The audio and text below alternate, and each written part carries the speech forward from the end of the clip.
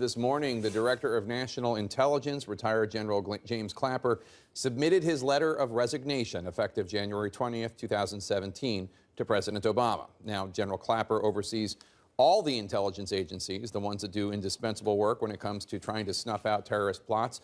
This was expected, so it doesn't exactly complicate the task of filling out the Trump administration's national security team, but it does reinforce the idea that there is this big, giant, looming clock hanging over this entire process. CNN Chief National Security Correspondent Jim Sciutto has more now on how Trump could fill out his national security team. And Jim, we're seeing a lot of folks walking in and out of Trump Tower.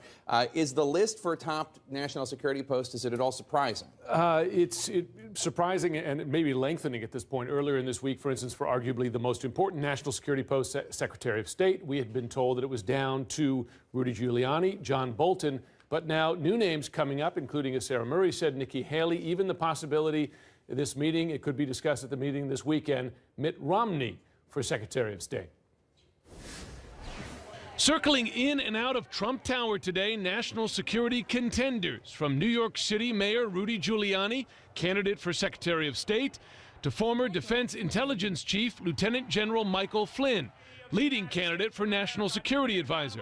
He's been a very trusted advisor, a close advisor to candidate Trump and now President-elect Trump, and he certainly is one of the people being considered for that position. Also meeting with the president-elect today, Henry Kissinger, retired General Jack Keane, and Admiral Mike Rogers, the current head of the NSA and U.S. Cyber Command. Trump transition leaders have launched so-called landing teams to coordinate incoming administration staff with outgoing staff at the State Department, Defense Department, Justice Department, and National Security Council. However, all the most senior national security leadership positions remain unfilled. And today the campaign added a new requirement. All hires will face a lifetime ban on working for a foreign government. That rule, however, is only forward-looking, as it would disqualify candidates such as Giuliani, who CNN has learned kept the Serbian government among its list of foreign clients as recently as 2012. We're just here to advise him, give our advice. My company gets paid for it. I don't get paid for it. That's what my company does. It gets paid for giving advice. On his final foreign trip as president, Barack Obama delivered some stern foreign policy advice to his successor, Donald Trump, warning him to stand up to Russia and to speak up on behalf of the world's most vulnerable people.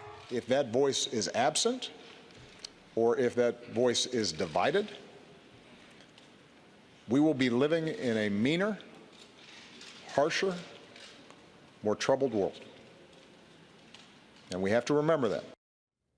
The Trump team's somewhat unconventional contacts with foreign leaders continue. We learned that Australian golfer Greg Norman was the key to linking up his prime minister with Donald Trump, their old golfing buddy relationship, paying off in international relations. Glad you have the number to pass it on. Exactly. To the Prime Minister. Jim Sciutto, thanks.